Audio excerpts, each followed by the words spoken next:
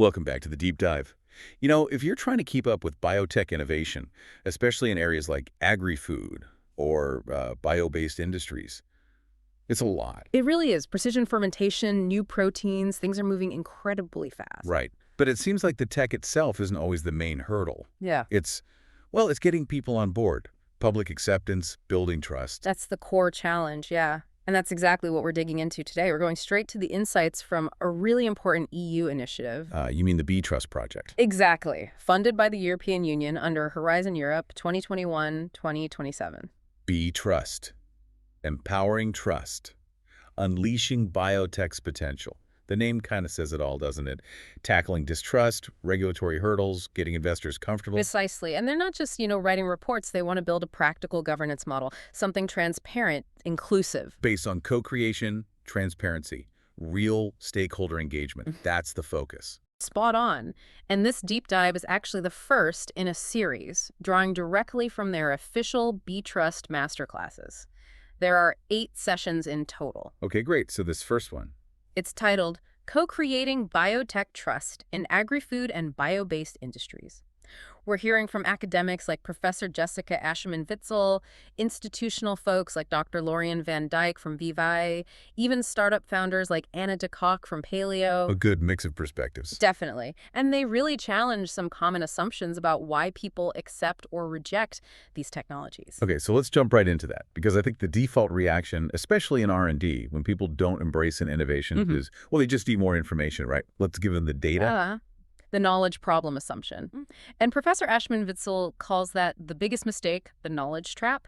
She argues pretty strongly that acceptance often has very little to do with how much someone understands the technical details. So you can explain the science perfectly, but still face rejection. Absolutely, because people aren't just processing data, they're reacting based on their values, their emotions, their worldview, their belief systems. Okay. Like with GMOs historically, or maybe now with things like cell-based meat or precision fermentation. The science might be solid, but it might clash with someone's deeply held beliefs about what's natural or how food should be produced. And no amount of scientific papers will shift that fundamental feeling. So you're talking about trust, but not necessarily fact-based trust. Exactly. Aschemann-Witzel talks about effective trust. Emotional trust. Think about it, the science behind biotech is complex. Most people don't have the time or, frankly, the background to really dive deep into the research. So they take a shortcut. Right. They rely on a gut feeling. Do I feel like this company, this research institute, this regulator, are they trustworthy? Do I sense their motives are good?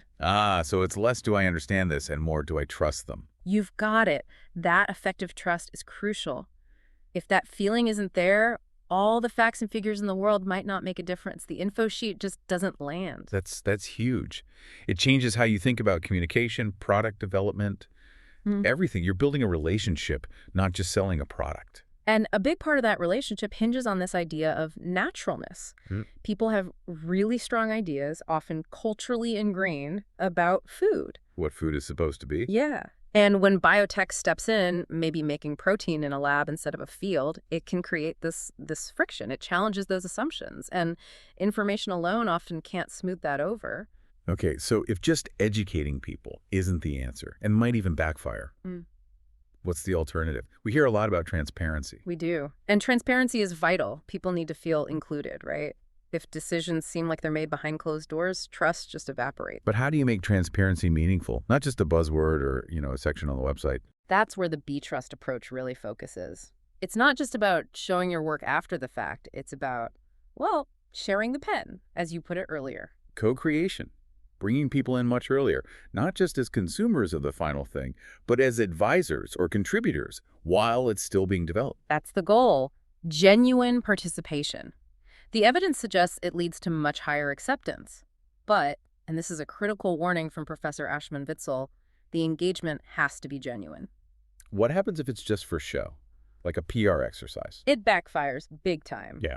If people give input and they feel it wasn't really listened to, that it was just a box-ticking exercise. Yep, we did our consultation, here's the report. Exactly. If that happens, you don't just fail to build trust, you actively destroy any trust that might have been there. People feel manipulated and they can spot inauthentic dialogue a mile off. Ouch. So faking it is worse than doing nothing. Pretty much, yeah. The Yeah. message is commit to real dialogue or don't bother pretending. That's a tough but necessary lesson. It really shifts the focus from just talking about the science to changing how the science is done. So how does a large research organization, maybe one built on traditional scientific objectivity, actually make that shift? That's where Dr. Laurien Van Dyke's perspective from the VIB Grand Challenges program comes in. It's really interesting. Their whole principle is that scientific excellence on its own isn't enough anymore. Okay, what does that mean in practice? It means changing how science gets done, making it more inclusive, more responsive to what society actually needs or wants, not just what's technically possible. So engagement isn't an add-on at the end. Definitely not. It can't be an afterthought or just a one-way communication blast. It needs to be a real dialogue woven into the research process itself. They found that often rejection isn't about the tech itself. It's about the motives behind it, like we talked about with effective trust. Exactly. People ask, who benefits from this? Is this genuinely for the public good, or is it just driving profits for someone? If they don't trust the why, they won't trust the what. Makes sense.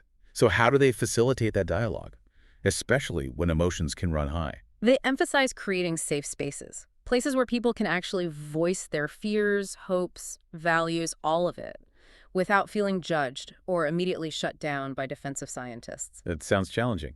Scientists might feel attacked or misunderstood. It requires a degree of humility, absolutely. Recognizing that the scientific perspective isn't the only valid one, VIB actively tries to bring in diverse partners, artists, NGOs, schools people outside the usual academic bubble. Bringing in different voices to challenge assumptions. And to share power, essentially. It forces everyone to ask, who gets to define the problems we're trying to solve? Who decides what kind of future we're building with this technology? It's not just about the science, it's about the societal vision. That's a really fundamental shift. Moving beyond just communication to shared decision-making almost. Embracing vulnerability. That's a good way to put it. Vulnerability and shared power. Okay, this all sounds great conceptually, but let's get practical. If I'm running a small biotech startup or managing an R&D project with a tight budget, I'm thinking, 1, when do I need to do this engagement? And 2, how on earth can I afford it? Very fair questions. On the timing, the consensus was clear, echoed by engagement specialists like Veerle Rijckaert.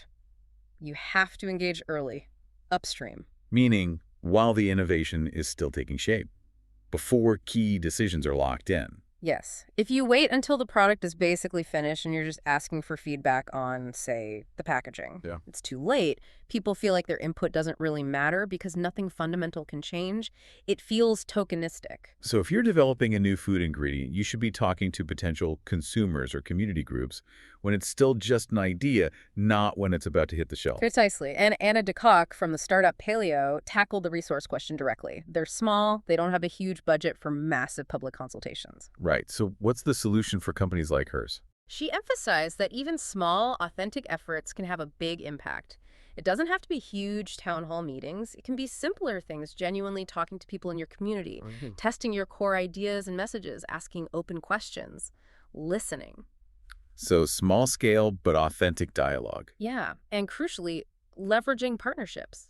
Startups don't have to do it all alone. They can team up with universities, NGOs, or other groups that already have expertise in public dialogue and community connections. That makes sense. It spreads the load and brings in more perspectives, linking back to that shared power idea. It does. It makes genuine co-creation feasible even for smaller players. Okay, so pulling all these threads together from this first B-Trust Masterclass, it seems the core idea is reframing trust, not as a hurdle, but as an essential ingredient for innovation. Exactly. Trust isn't just about getting acceptance for what you've already built. It's about building something better, more aligned with societal values, because you've built that trust through openness, listening, and importantly, being willing to share power. Being vulnerable, being honest, actively listening even to criticism. That's what it takes. The outcome isn't just acceptance. It's, as they put it, better, more socially responsive innovation. A really powerful takeaway. This has been a fantastic deep dive into that first B-Trust Masterclass. And remember, this is just the first of 8. The series will cover a lot more ground regulation, investment, and other facets of building trust in biotech. Great. And if listeners want to engage more or follow the project? They should definitely check out the B-Trust Forum. It's the project's online platform for ongoing discussion and sharing knowledge. Excellent. We'll link to that. Any final thought for our listeners to chew on? Well, if we accept that trust, especially that effective emotional trust, is so central, and it's built on shared values and relationships, maybe we need to rethink how we measure success and innovation. Beyond just patents filed or market share gained, how do we measure genuine relationship building? How do we track the sharing of power? Interesting. How do we quantify that social responsiveness? Yeah. Definitely something to think about. Thanks for walking us through this. My pleasure. And just the required note, this project is funded by the European Union under the Horizon Europe 2021-2027 program.